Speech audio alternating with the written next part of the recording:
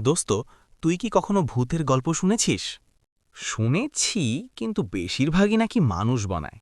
একবার রাতে আমি ভেবেছিলাম আমার ঘরে ভূত আছে। তারপর কি হলো?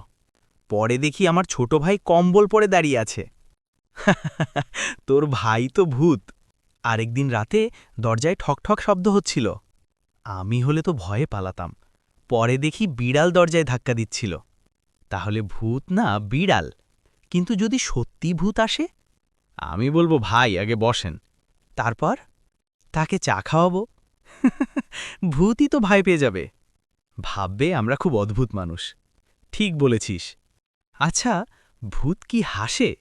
আমাদের গল্প শুনলে অবশ্যই হাসবে। ঠিক আছে, আজকের ভূতের গল্প এখানেই শেষ। দুষ্টা ভূত।